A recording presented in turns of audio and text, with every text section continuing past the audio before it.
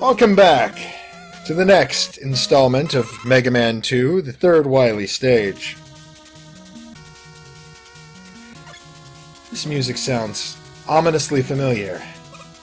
I can't remember if it's because I've heard it in this game, on my prior run, or it was actually featured in the first game.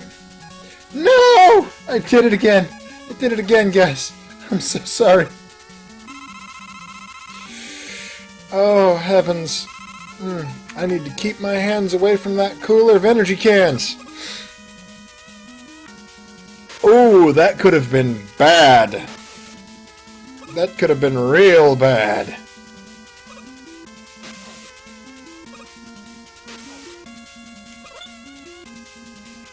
That enemy just doesn't look like it fits in this game. It looks like a poorly photoshopped... I don't know, it just doesn't... Oh no! Ow! It doesn't fit the aesthetics of all the other enemies. I'm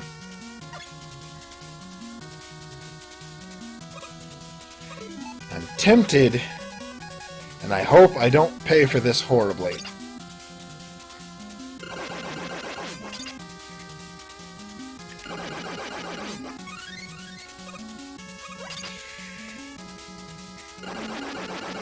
As you can see, you use up quite a bit of weapon energy per shot of this particular weapon.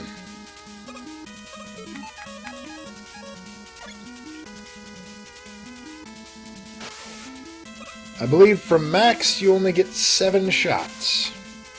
And in the area wherein it is required to beat the boss, you need at least... I think... Well, you have to hit him with it 5 times. Unfortunately, it's in 5 different individual weak points that are destroyed with a single shot each. 2 of which are behind gates like that one, which have to be destroyed. That scrolling spike puzzle was kind of hair-raising in the past, not so much now. I don't know, I suppose... knowing that it's going to be there.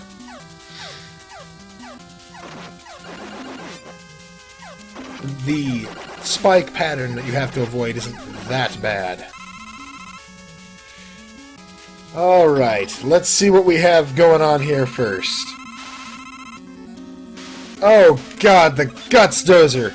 I remember this! This is not the enemy I thought it was going to be.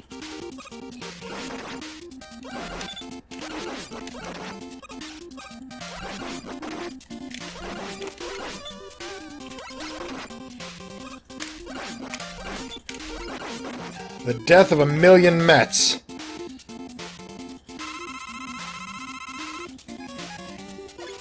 It's like the death by 1,000 cuts, but it's the death by 1,000 Mets. Unfortunately, that enemy is immune to Metal Cutter, and as such I couldn't simply sit there and fire up into him. I believe he's also immune to the air shooter, which would have been a much better option for trying to attack him in the way that it fires. But let's move on to Wily Stage 4?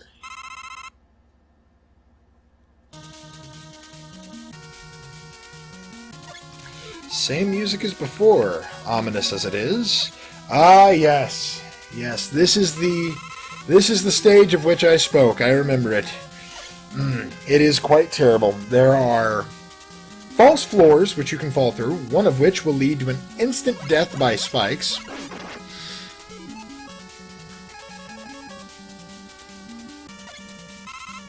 And the really badly designed, in my opinion. I know I said I wouldn't harp on these games for design, and that I'm not really so much of a critiquer in the first series of videos, or the series of videos for the first game. But that being said,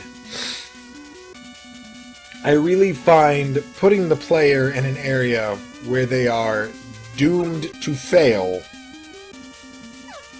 or even potentially doomed to fail, to be poor design.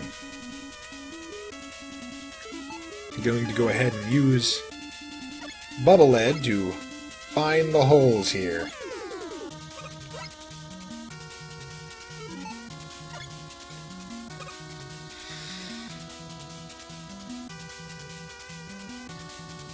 And speaking of holes, this is the terrible area of which I spoke. That is just cheap death. Yeah, I mean, I know it's not that insidiously hidden, especially given that they kind of show you earlier on in this particular level that, okay, there's false floors here, so you're knowing to expect that kind of a trap. That be... oh, good God! Well, at least I'm immediately restoring it! I swear to God, guys, I'm not doing that on purpose. I'm really not.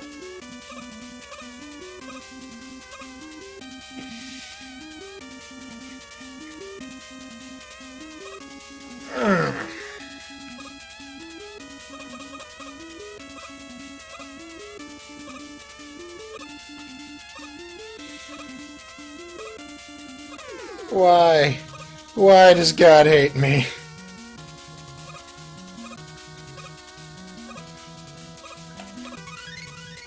And with the final piece of weapon energy. Woo!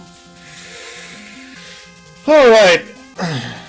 God hates me because I'm terrible at video games. Alright, moving on. Oh, I hate this platforming area.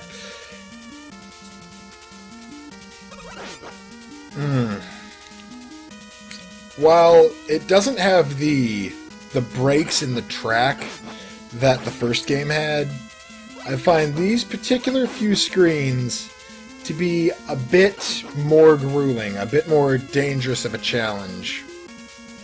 Specifically, this one's not more difficult so much as it is impossible if you have no energy for any of your mobility options there. There is no way to make that jump if you don't have some energy into 1, 2, or 3. It simply can't be done.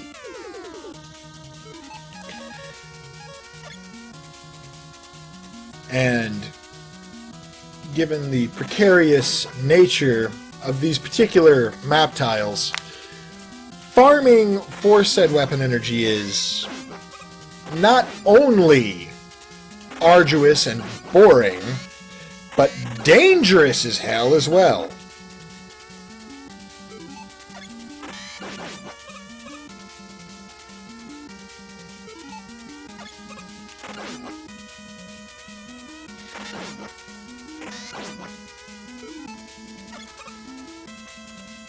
So to put an area which requires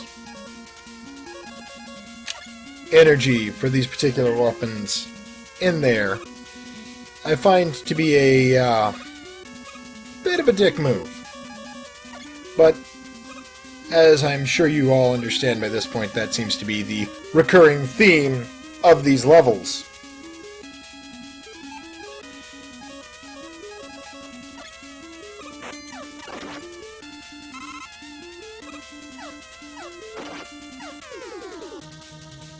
With that particular Sniper Joe there, I figured I was probably going to be taking a hit anyway, because that one in that little narrow hallway always immediately fires as soon as he sees you.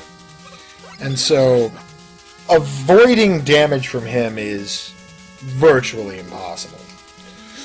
The only way I've ever done it... oh, I'm not looking forward to this. Is to preemptively fire a charged up atomic fire. Oh!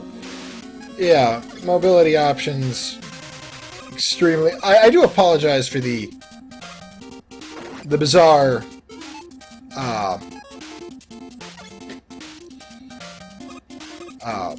video glitching here.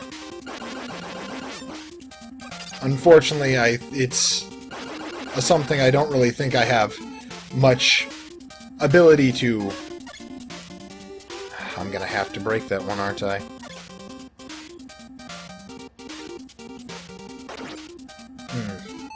Just gonna have to bite the bullet and take it. Let's see. I've already fired twice. I don't know if I can. I might be good as dead, guys. Well, no. Maybe. If I can kill the one in the upper left and break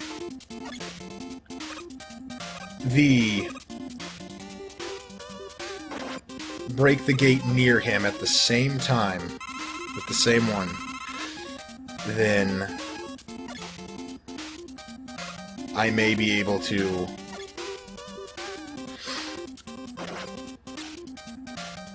manage to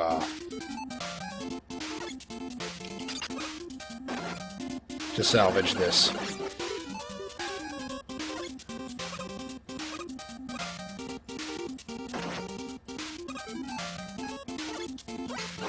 Alright, it's looking like I'm going to have just enough. Yes, I have one more shot.